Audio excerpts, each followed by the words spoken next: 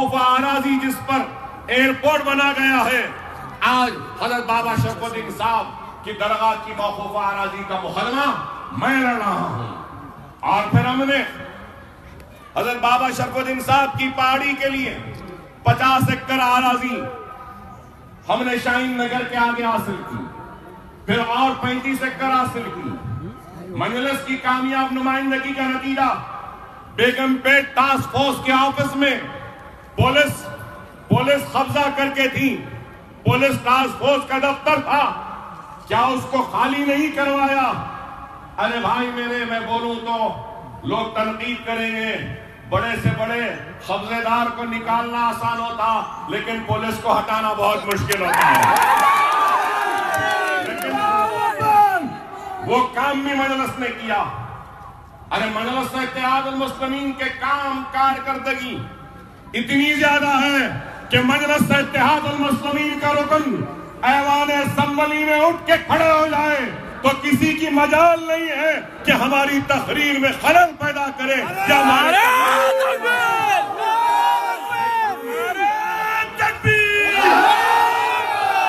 پرانے شہر کے غریب مسلمانوں کی تدفین کے لیے خبرستان کی زمین کو حاصل کیا، 55 ایکڑ زمین حاصل کی۔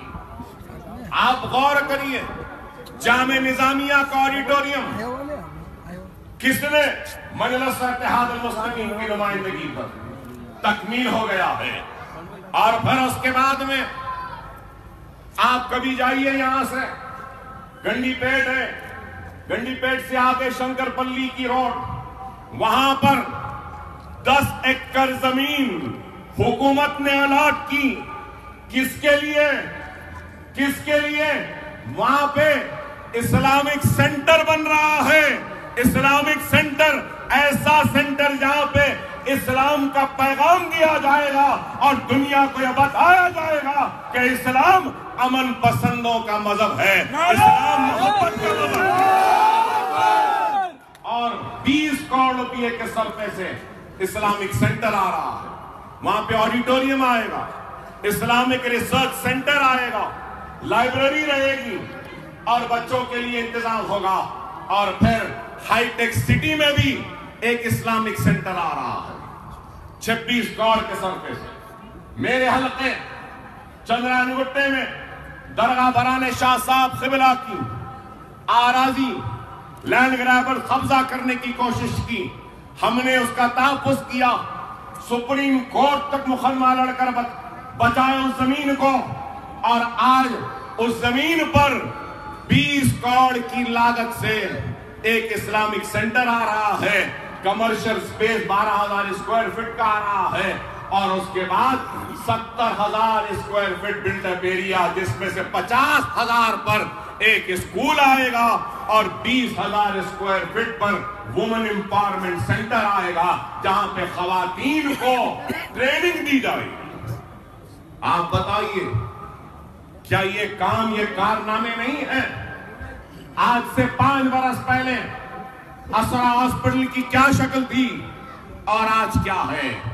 انشاءاللہ تعالی آئندہ 5 یا 7 برس میں اللہ نے چاہا تو یہاں نام پلی اور کاروان کے بیچ میں بھی ارادہ ہے کہ اویسی و اسرا جیسا دواخانہ یہاں پر بھی تعمیر کرے۔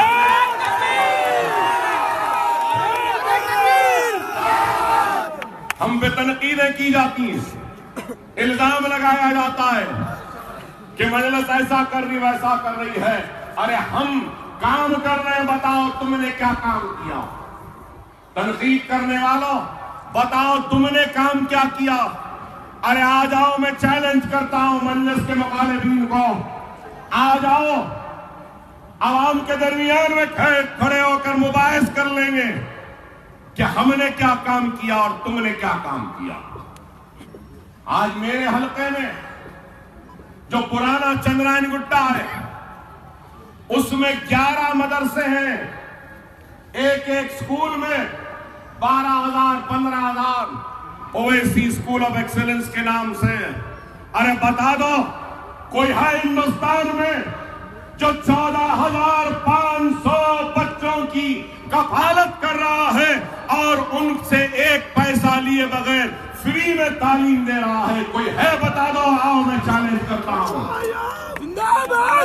ارے موجودہ دور میں کوئی اپنے رشتہ داروں کی مدد نہیں کرتا, لیکن اکبر الدین اویسی 14,500 بچوں کو مفت تعلیم دے رہا ہے. اب تک 50,000 خواتین کو ہم نے ووکیشنل کی ٹریننگ دے دی ہے چندرائن گٹے. آج ہمارا کام, ہماری پہچان بن چکا, لیکن الزام لگانے والے صرف الزام لگاتے رہے. لوگوں نے تو یہ بھی کہا تھا کہ مجلس اتحاد المسلمین پرانے شہر کی جماعت ہے, پل کے اس پار کی جماعت ہے.